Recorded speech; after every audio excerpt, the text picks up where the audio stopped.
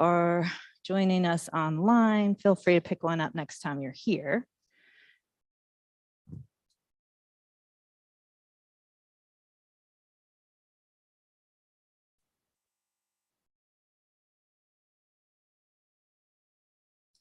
Okay, so we are streaming live now. All right. So just a quick reminder that this is what, class 4 of 6. So we go until Monday, August 1st. And another quick reminder that if you haven't been to the center lately and checked out the circumambulation path, it is amazing. So it goes all the way around, not only the stupa, but the entire building. And so lots of opportunities to build merit simply by coming out and enjoying the grounds here at the Kadampa Center. It's absolutely beautiful. And then also we expect that Geshe and Geshe Sangpo's teacher, Penso Rinpoche, will be coming probably in September. We're not absolutely sure. He has to get approval and get his visa and everything lined up. But should that happen, we are getting very excited about his visit, his potential visit. So keep your eyes and ears open for more information as that begins to unfold. You can just stay tuned either, before or after classes for announcements like this, or simply go to the Kadampa Center website and there's updated information there. All right, and so I think we're ready, Robbie. Are you? Okie doke, I'm going to turn it over to Robbie then. Turn myself on here. Okay, good evening, everyone. Welcome to the 4th class in the Discovering Buddhism module on thought transformation. And we'll begin with our preliminary prayers in the gold prayer book, if you're here in the center.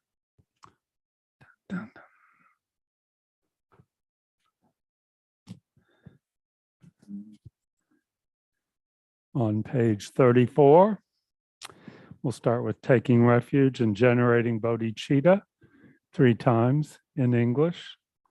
Then the 4 immeasurables, the 7-limb prayer, and the short mandala offering.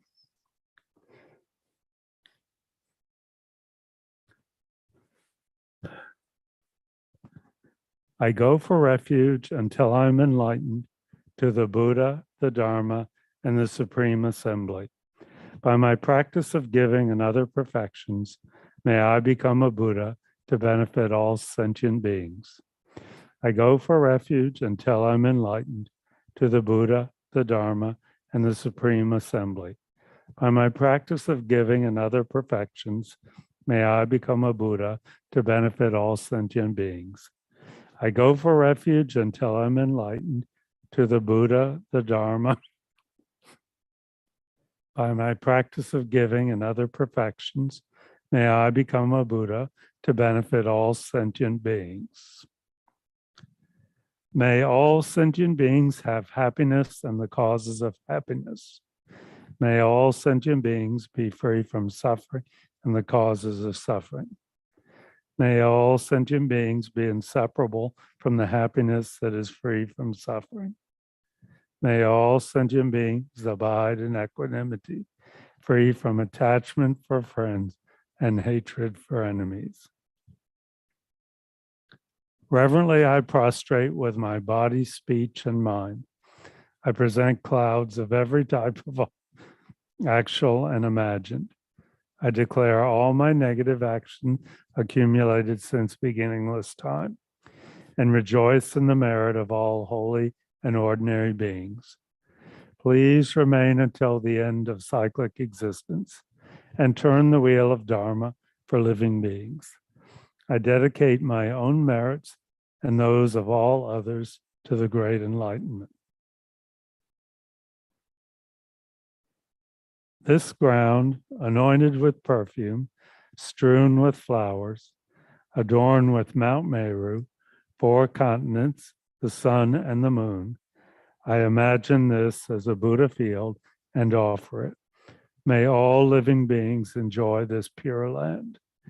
Idam Guru Ratna Mandala Kamniryatayami.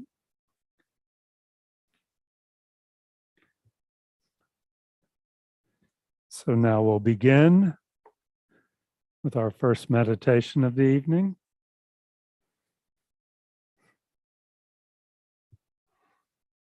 We begin by checking our posture. If we're on a cushion, we're seated on the front third of the cushion, so our pelvis is a little opened up. If we're sitting in a chair, we're not leaning back in the chair, but we're sitting straight, upright. Our back a little bit straighter than we normally sit, but not rigid. Our head is not tilted to one side or the other, but is maybe just a couple degrees in front of the vertical.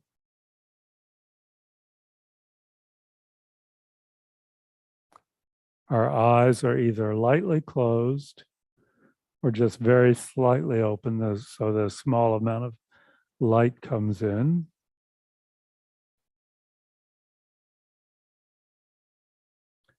Mouth is lightly closed, not clenched.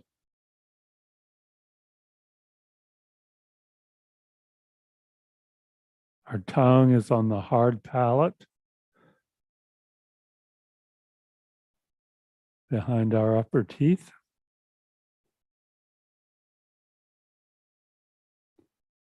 Our shoulders are down and a little bit back, so our chest is open. This opens up the energy channels in front of the spinal column. Our upper arms are away from our torso so that some air can flow through there.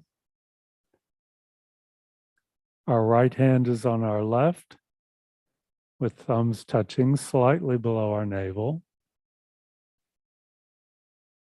And our legs are, if we're sitting on a cushion, crossed in such a way that we find comfortable and stable. If we're sitting in a chair, our feet are flat on the floor, maybe with a cushion underneath our feet.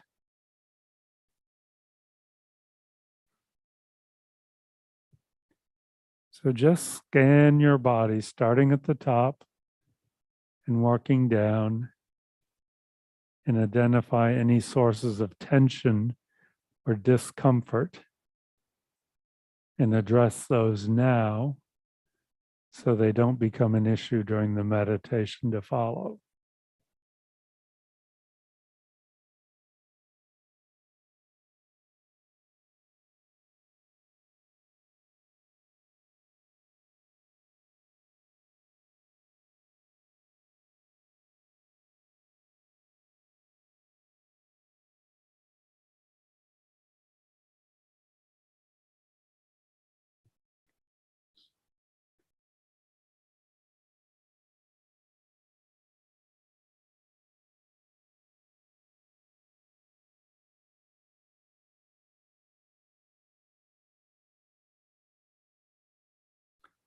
And having established our posture,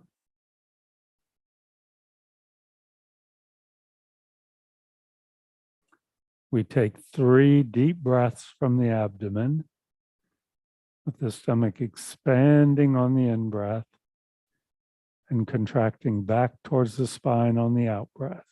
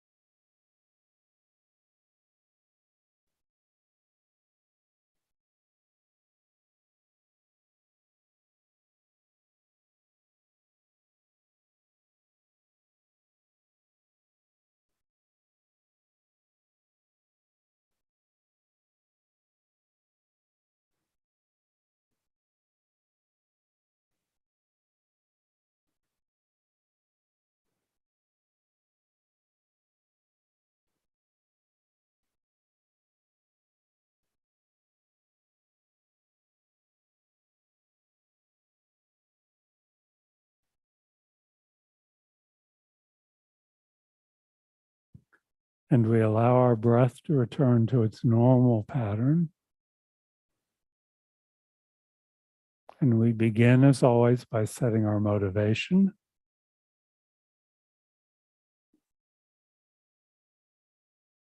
And our motivation for doing this meditation and for talking and thinking about the subjects that are to follow. As much as possible, let's make it the bodhicitta motivation, the wish to become enlightened for the benefit of all, who wish to completely develop my capacity for compassion and for wisdom, so that I can be of greater service to other sentient beings. That's not normally the way we think, but let's kind of intentionally generate that motivation tonight.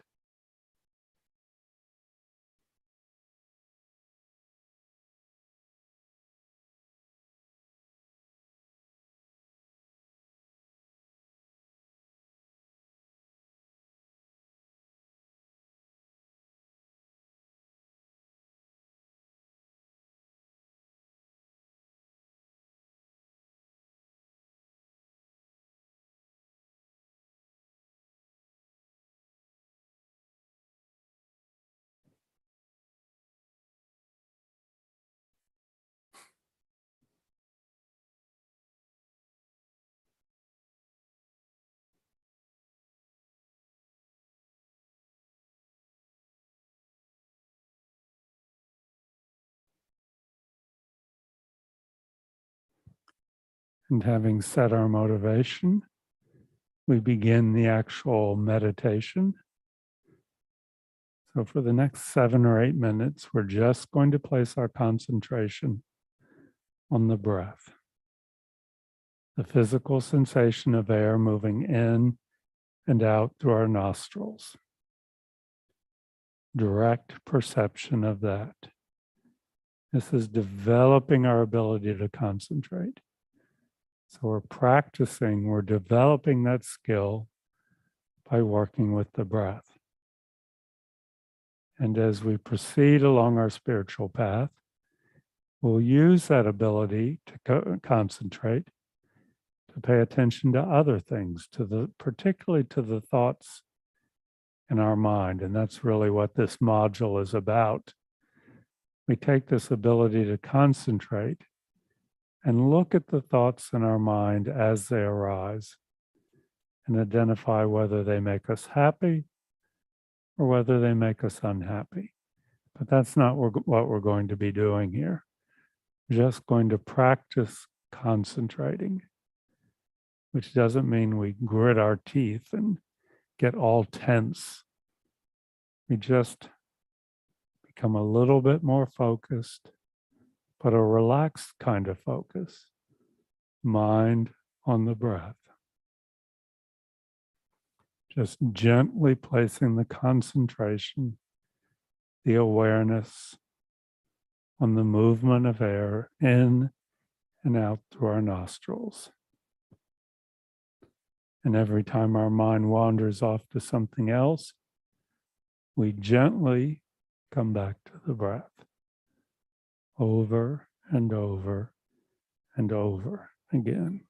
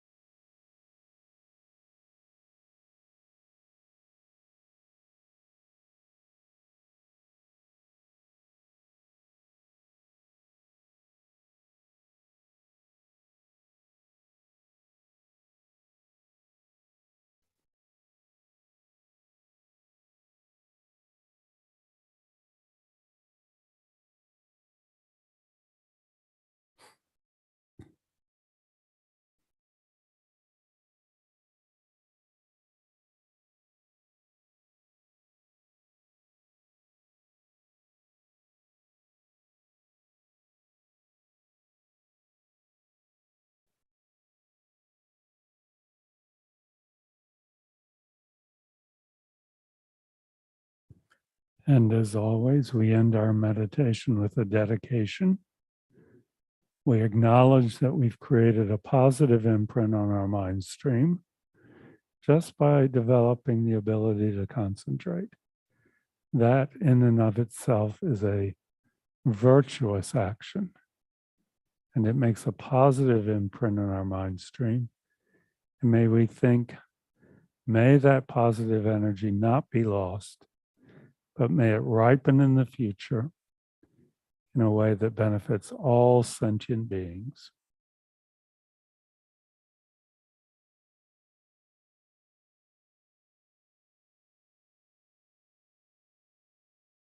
And you can relax your concentration.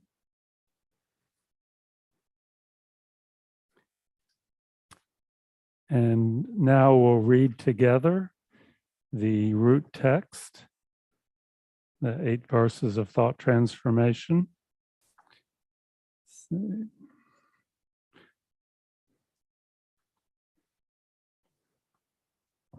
Page 161 in the Thank gold you. prayer book. Okay.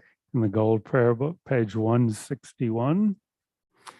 And we'll pause after each verse. We'll read those out loud together, and then we'll stay a little bit in the meditative state, this kind of focus state, and think about each verse for a moment before we go on to the next one.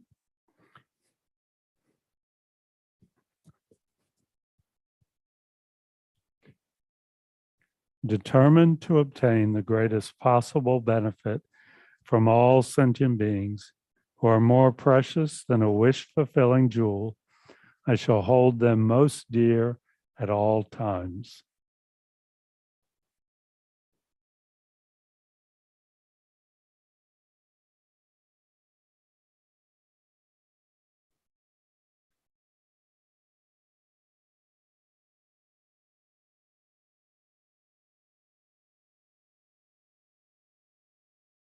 When in the company of others, I shall always consider myself the lowest of all, and from the depths of my heart, hold others dear and supreme.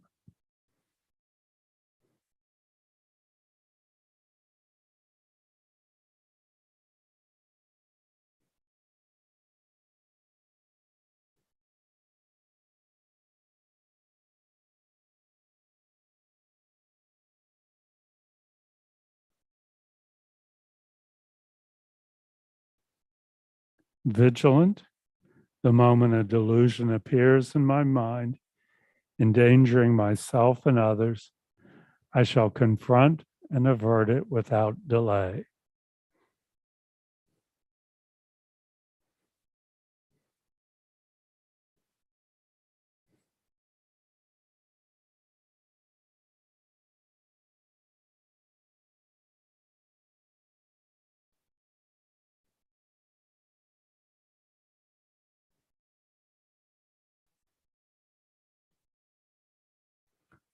Whenever I see beings who are wicked in nature and overwhelmed by violent negative actions and suffering, I shall hold such rare ones dear as if I had found a precious treasure.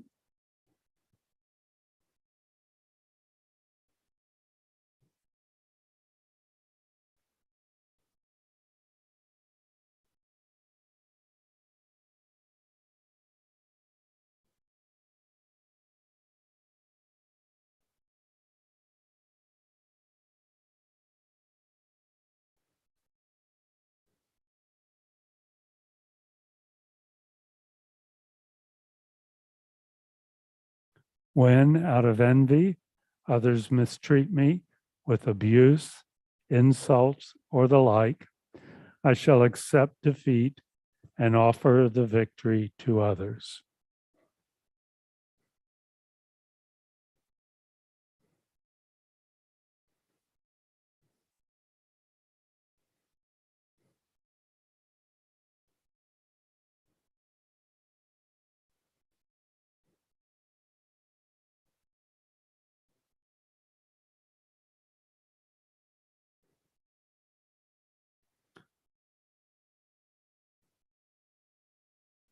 When someone whom I have benefited in whom I have great hopes, gives me terrible harm, I shall regard that person as my holy guru.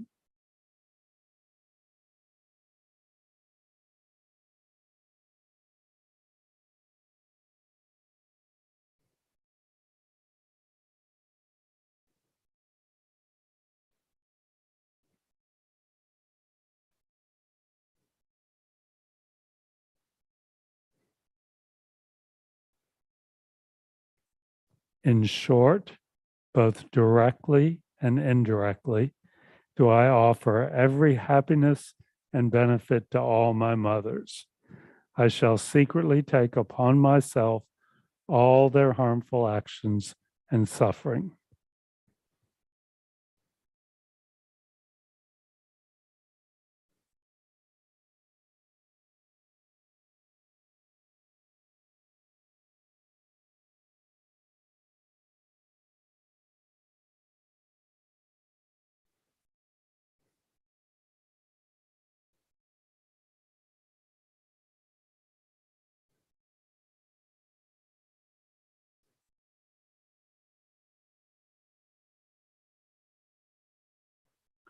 Undefiled by the stains of the superstition of the 8 worldly concerns, may I, by perceiving all phenomena as illusory, be released from the bondage of attachment.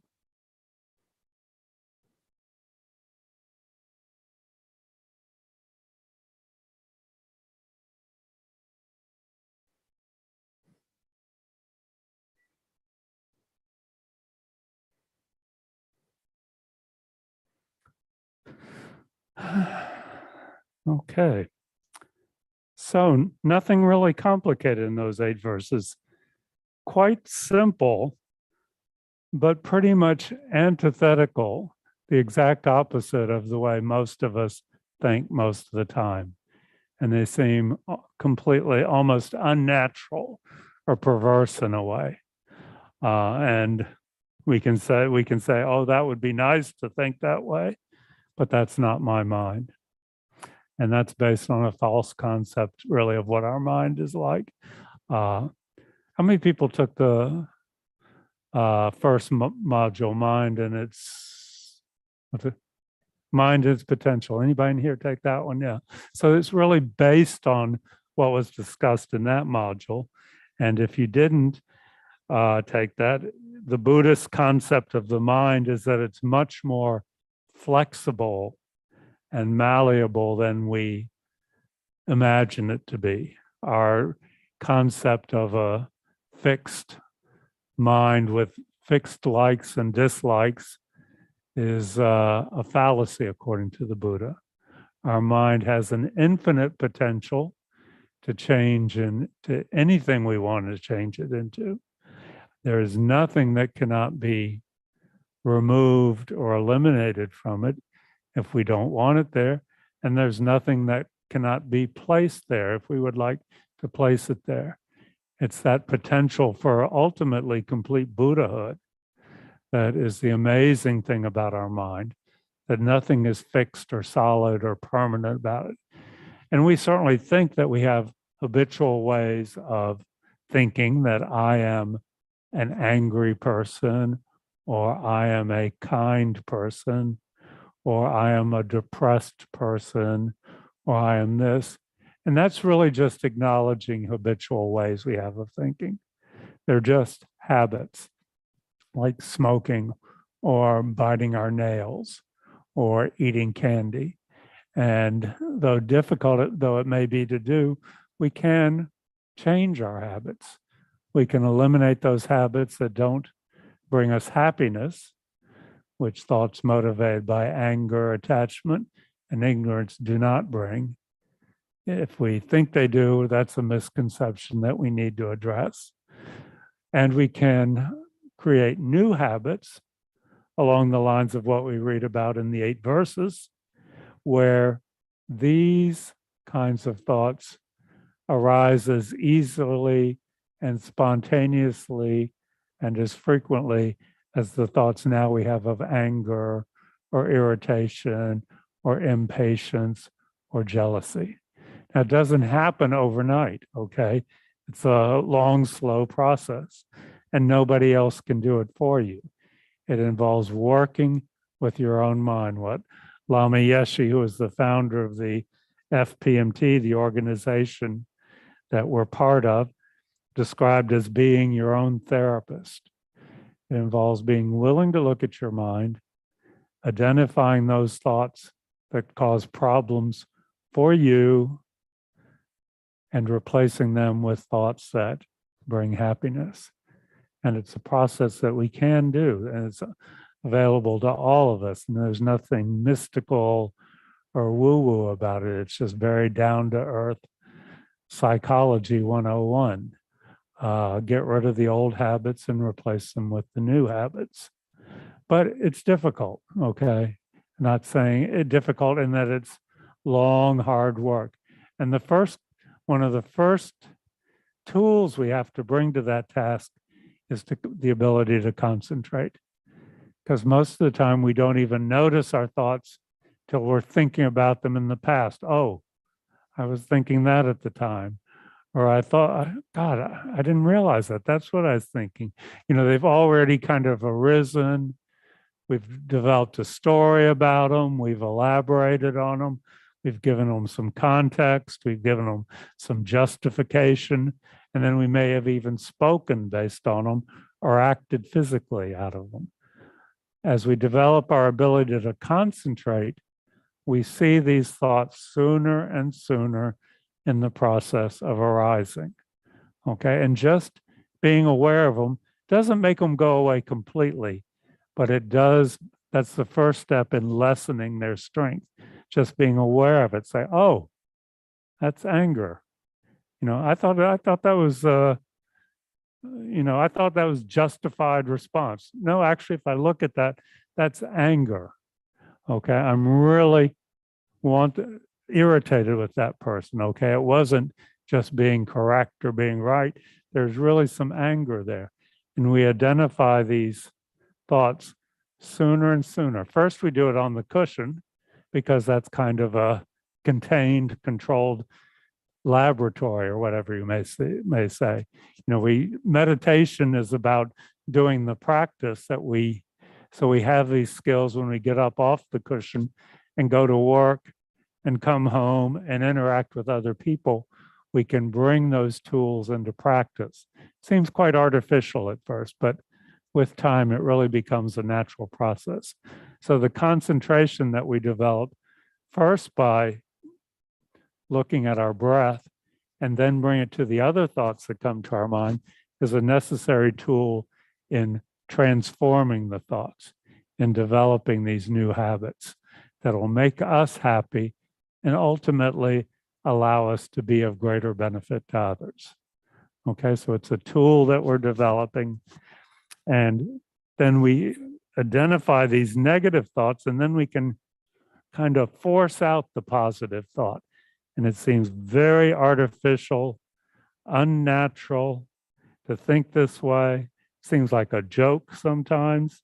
But with practice, it becomes a habit. It becomes something that arises more and more spontaneously. So we don't have to forcibly generate it. I mean, our thoughts change. Someone who was a complete stranger to us 2 weeks ago can now be a very dear friend. That's just a habit of way of thinking that we've developed in response to that person. We've replaced indifference with actual affection. Okay, sometimes it goes the other way. Someone that we're quite close to becomes an enemy, so to speak. We've replaced the kind thoughts. We're going in the other direction. We've replaced the thoughts of warmth and kindness with thoughts of anger, okay? That's thought transformation in reverse. That's going in the wrong way, a way that doesn't make us happier. Okay, so that's really what this whole module is about. And to be honest with you, I don't think you even need to believe in Buddhism or accept very much of it to find this module extremely practical. Okay, a Buddha is not practicing thought transformation. A Buddha's mind is completely transformed.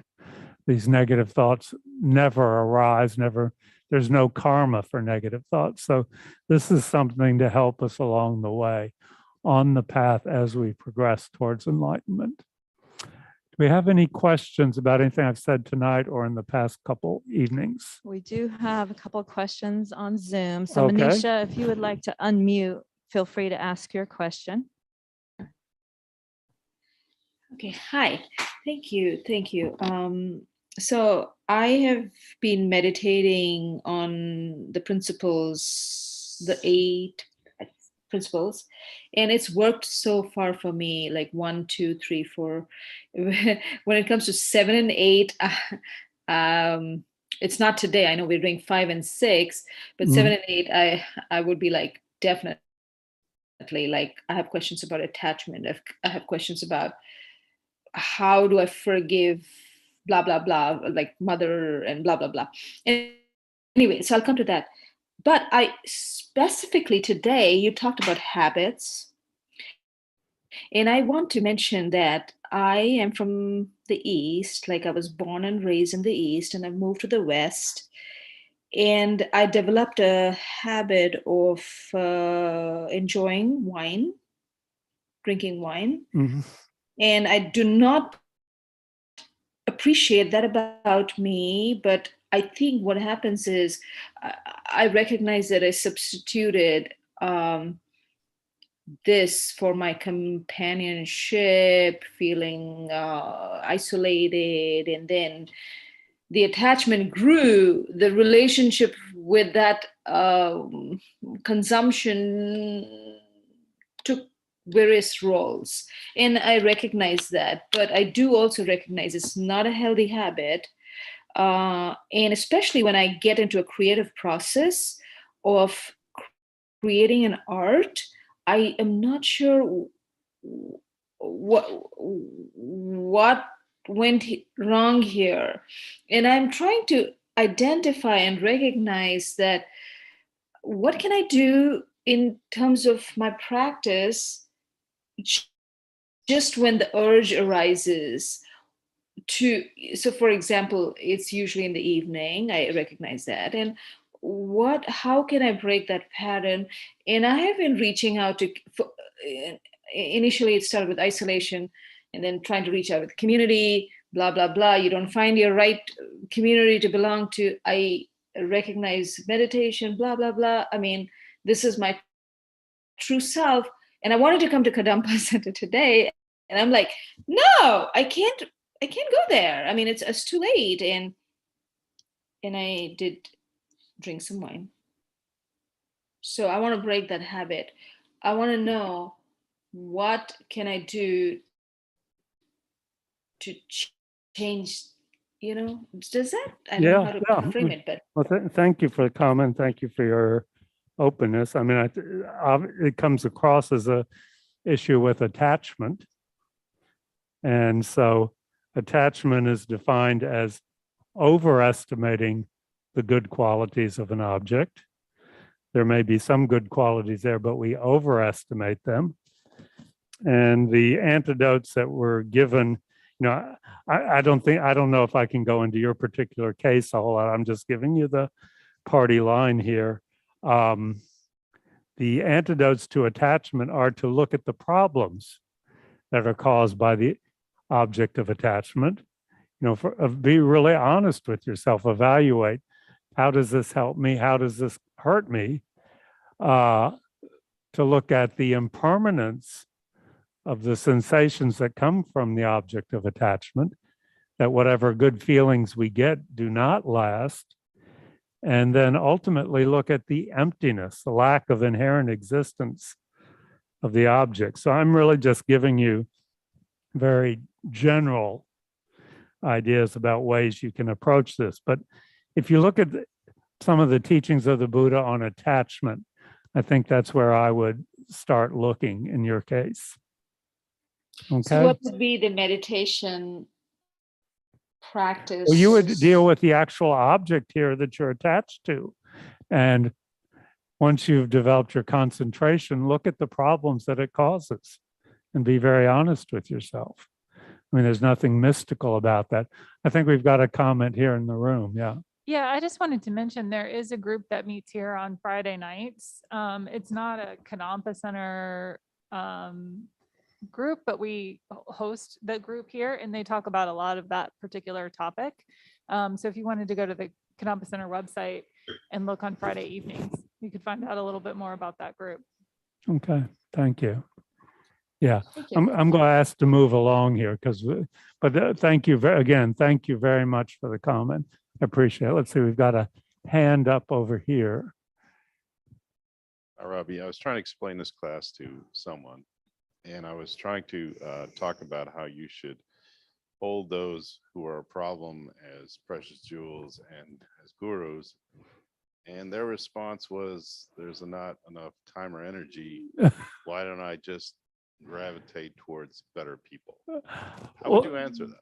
Well, that is the teaching of the Buddha also. He said, you know, if you find that there are people who bring you down, who bring out negative thoughts, who bring out the worst in you, and you cannot, you know, see them as your guru, you just say, that is just a bridge too far, then it is perfectly reasonable to separate yourself from them. The two aren't contradictory. It all depends where you are in that practice and what the particular issues that person brings up. But I think we all acknowledge at some point, we can't just hang out with nice people, you know. One, we don't have the choice because we will encounter difficult people no matter what we do. And there's something a little, you know, just hanging out with the people who you think are nice, it gets a little standoffish or something. But it's not an invalid point to say, I just can't deal with this person. There is no way I can approach, you know, I can transform my thoughts about this person, that being around them, just these thoughts are automatically going to arise. I have no control over it. So I'll just keep my distance from them. Yeah. It's not an invalid thing to do. Any other comments? Somebody didn't like that comment I just made. We're getting a lot of thunder here. There's one more question, Robbie, if Okay. you have time. Yeah, let's do one Okay. more and then we'll go through tonight's verses. Okay. Yeah. It always bothers me to think or to accept abuse, etc., as humble without questioning others why they are abusive. Otherwise, it's like making them feel right without correcting their behavior. Mm-hmm. I'm just going to set that aside because that's a lead into one of the Okay. first verse we're going to talk about tonight. Okay, verse number 5. Yeah. When out of envy, and we could put other negative mind states there, you know, out of anger, out of resentments, others mistreat me with abuse, insults, or the like. This is verse 5. I shall accept defeat and offer the victory to others. So I think that's very much what was coming up in that question. Okay, so again, we're talking about thought transformation, okay? We're talking about our thoughts, our mind. We're not talking about necessarily what we say or what we do physically. We're talking about what we think. Okay, so this means, you know, if someone attacks us, this does not mean that we're going to lie down and not fight back, that we are going to accept any abuse, okay, or become a victim or allow others to take advantage of us. Okay, it doesn't mean that's not what this verse is saying. It's saying that we develop the mental attitude that regardless of what our actions are, we're not attached to being right, to winning, to coming out of every situation being one up on the other person. But instead, we approach those situations with compassion for the other person. Even if we know that what they're doing is incredibly wrong from according to any standards that we may have. First, we have a sense of compassion because we know that they're creating negative karma for themselves. Okay. We know that they, like ourselves, want to be happy, but are going about it in a way that, at least to us, doesn't seem very skillful. Okay. And we can resist them. We can push back when it's appropriate. We can point out a different way. This doesn't mean we're just a bowl of oatmeal accepting everything. Okay, but it means as we do it, our mind is not about winning or having a victory.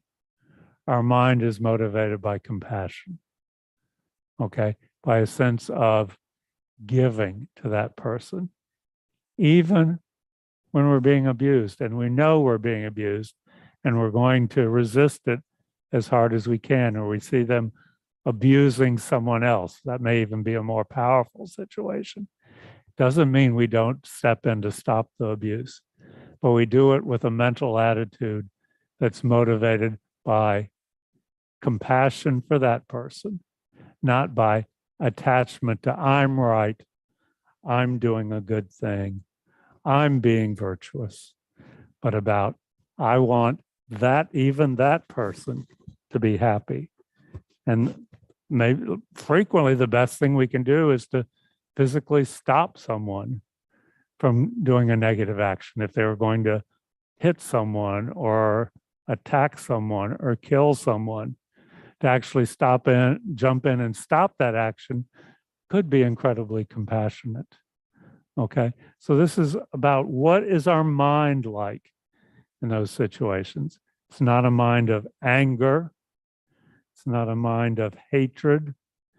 It's not a mind of wanting to destroy that person, but it's a mind motivated by compassion, the wish that even that person be free of suffering because they are causing themselves suffering. So could you read that question again? And let me see if I've addressed that. Yes. It's not really quite a question. Yes, comment, yeah. It always bothers me to think or to accept abuse, etc., as humble without questioning others why they are abusive. Otherwise, it's like making them feel right without correcting their behavior. Okay, so I think the point is we don't have to accept abuse. Okay, we don't have to assume that they're right, but we don't have to get into a mode where I'm going to win this struggle. I'm going to come out the victor. Okay, it's entirely about compassion for the other person. And this is not the way we react in those situations. You know, we feel anger arise and we get a charge out of it in those situations. And it can motivate us to act, but it is ultimately poisoning our mind stream, so that if we can do the same actions out of compassion, you know, it said that the Buddha even killed out of compassion. He knew that he had clairvoyance and he could tell that this other person was going to kill a lot of people and create incredible negative karma.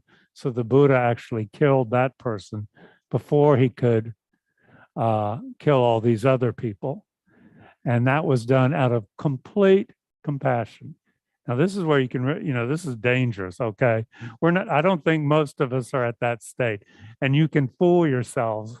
You know, when you find yourself saying to someone, this is going to hurt you a lot more than it hurts me, you know, there's probably some sort of attachment to being right and going in there. So a lot of ego can come in and poison the situation. Again, this is where being our own therapist, having to develop the ability to really look at our mind honestly comes in very importantly. Okay, but this is giving up at wanting to win, to be right in every situation, the mental attitude. Okay, any questions or comments? Anything online there? Okay. Oh, that really can't, yeah, I didn't know we were going to get thunder like that tonight. So that's verse 5. When others out of jealousy, or let's see, I'll read it. When out of envy or jealousy, others mistreat me with abuse, insults, or the like, I shall accept defeat. That means mentally, I shall accept defeat. Okay, doesn't mean you're going to let them beat you or anything. I shall mentally accept defeat and offer the victory to others. Okay, again, mentally offer compassion to them. When they're talking about offering victory, they're saying offering the wish that even this person who is so awful could be happy, could be free of suffering. Okay, move on to verse 6. This is a good one. This comes up a lot. Or at least it does for me, yeah.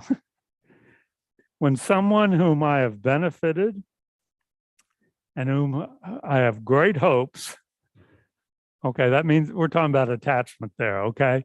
This is, I've done something for someone and they are going to act this way and do this back for me. When someone whom I have benefited and in whom I have great hopes gives me terrible harm when they don't do what I wanted them to do, I shall regard that person as my holy guru, with guru being teacher here. Okay, so I think everybody's familiar with this. This again is talking primarily about attachment. Okay. And this is, this comes up very often in as we're progressing along our spiritual path. We start to realize our motivation is not pure. It's not all negative, but it's definitely not all positive. We do kind things for other people. We do act out of compassion. We do act out of love, but there is still a little bit of attachment to me getting mine in that. Okay. And that's not putting yourself down to realizing that. That's just being honest. Okay. I'm doing this for you, and I really want to do this for you. But in the back of my mind, I kind of hope that means you'll do this for me, or you'll be nice to me, or you'll want to spend more time with me. And they've never agreed to do that. Okay. So that's a false perception. That's an attachment to something that may or may not happen. So rather than being resentful, angry towards them, we see them as a teacher. They are showing us even our very subtle degree of attachment to people acting the way we expect them to act. We still online? We're getting some power flickering on and off here. Okay, great. Okay, so this is really about attachment. Okay. Attachment to having the lights on, yes. Let's see, am I still okay. So it doesn't have to be terrible harm, but just not doing what we hope they would do. A little bit of attachment. It could be terrible harm. I mean, we've all had experiences where we've been very kind to someone and they stab us in the back, so to speak. Okay, that's a more extreme example. Okay, that's an even greater teacher. Okay, showing us that we don't have any control over other people. All we can do is control our mind. And we can either be resentful and bitter, or we can say, okay, I'm going to take this experience and I'm going to learn from it. Okay. Any comments there? Yeah, we have one over here. Thank you, Aaron. Would that fall under? You have to hold it real close. Would that fall under the umbrella of the way they're treating me is their karma? Well, they're acting out of their karma. The fact that you gave them something wonderful and they gave you shit back, that's your karma. Okay. Yeah. Okay. So again, that's a great way to approach this situation, saying, at some point in the past, I created the cause for it to work out this way. I'm not the victim of this person. This is just my karma acting out through them. Okay. Yeah. So it's both people are bringing their own karma to the situation it's interacting. Yeah, I mean, it's karma that you are interacting with them in the first place. exactly. Yeah. So Yeah. if you kind of think of it as all karma, then Yeah. Yeah. It's much less personal when you think of yeah, it that's that way. helpful. Yeah, it doesn't Thank you. mean it's predestination or it's all programmed out, but it's less about personality and individuality when you think about it that way. Okay, we're on borrowed time. And so those two verses I think are very practical. They're easy to understand once you set aside some of the language that seems maybe a little bit harsh or stern at times, but these two are really practical. I mean, they're all practical. And like I say, there's very little of Buddhism that you have to bring to these to actually get some benefit from. This is just, a more, when you combine it with the Buddhist view of the mind, how flexible it is, it's really just basic psychology. So I wanted to read verse 7, which we'll be talking about next week. We're going to do just verse 7 next week because this is such an important one. So let me just read this out loud. In short, both directly and indirectly, do I offer every happiness and benefit to all my mothers. And by mothers here, they mean, he's referring to the fact that we've all been, in previous lifetimes, we've all been as close to every living being as we've been to our mother in this lifetime. Okay, so if you had a terrible relationship with your mother in this lifetime, you could say fathers or cousins or grandmother or whatever, but we're talking about how close we are with everyone, not just with our mother or father of this lifetime, but we've been that close with everybody in previous lifetimes. So I offer every happiness and benefit to all my mothers. So I'm offering happiness to others. I shall secretly take upon myself all their harmful actions and suffering. So I'm giving happiness to others and I'm taking their suffering. This is a mental process. And the technical or the Tibetan name for this is Tonglen, taking and giving. And it's a wonderful meditation practice. And there have been dozens and dozens of books written about Tonglen, giving and taking. It's a practice that for some reason, but I think you can understand, but for Westerners, this is really clicked with a lot of people in the West. And you see a lot of teachers who really emphasize this in our teachings. So that's what we'll be talking about next week is Tonglen. And we'll actually do the meditation practice where we mentally give happiness and take suffering. Okay, we're not physically doing it. We're not actually doing it, but we're imagining that we're giving happiness to everyone and we're taking their suffering. It's a great meditation and we'll work on that next week. So let's just sit quietly for a moment. I don't think we really have time for a guided meditation, but we'll get out of here before the power goes off, I think. And just for a moment,